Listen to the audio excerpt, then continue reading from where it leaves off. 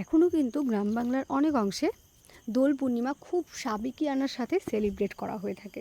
দোল পূর্ণিমা মানে এটা না কিন্তু যে আমরা গান চালিয়ে বক্স বাজিয়ে ধুমধাম উদ্ধম নেচে যাবো, সেরকম না। গ্রামের কিছু কিছু অংশে কিন্তু এখনও এই ধরনের বসন্ত উৎসব বা দোল পূর্ণিমা সেলিব্রেট হয়ে থাকে। যেমন আমাদের পাড়াতেই একটা অনুষ্ঠান হয় যেখানে কিনা অষ্টপ্রহরব্যাপী শ্রীকৃষ্ণের নাম কীর্তন, শ্রীকৃষ্ণের রাসলীলা, শ্রীকৃষ্ণের মাখনের ওই যে হাঁড়ি ভাঙা, তারপর নগর কীর্তন, এই ধরনের অনুষ্ঠানগুলো সেলিব্রেট হয়। আমরা প্রতিটা অনুষ্ঠানে পার্টিসিপেট করি এবং খুব এনজয়ও করি। তো এখানে কিন্তু গৌরনীতায় আমাদের বাড়িতে চলে এসছে, আমার বাবা তাদেরকে বরণ করছে।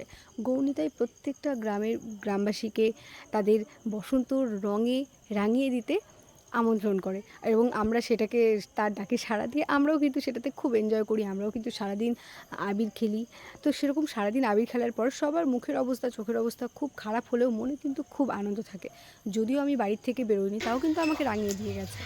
তো সারাদিন ধরে আবির খেলার পর সব ক্লান্ত হয়ে গেলেও মনের যে আনন্দ, তা নিয়ে তারা সারাটা দিন কাটিয়ে দেয়। তারপর এখানে বাড়ি চলে আসার পরে শ্রীকৃষ্ণের ওই যে মাখনের হাঁড়ি ভাঙা, প্রত্যেকটা সিনে প্রত্যেকটা জায়গায় তারা উপস্থিত থাকে এবং তারপর নাম কীর্তন হয়। নাম কীর্তনের মাধ্যমে শেষ দিন বা বসন্তের যেই শেষ সময়টা তারা কিন্তু শ্রীকৃষ্ণের নাম করে করেই কাটিয়ে দেয়। তোমাদের সবাইকে আমার তরফ থেকে দোল পূর্ণিমার অনেক অনেক শুভেচ্ছা এবং ভালোবাসা। যদি ভিডিওটা ভালো লাগে, like, comment, share and subscribe my channel. Support করো, তবেই আমি তোমাদের সাথে তোমাদের জন্য নতুন কিছু শেয়ার করতে পারবো, আরও নতুন কিছু তুলে ধরতে পারবো।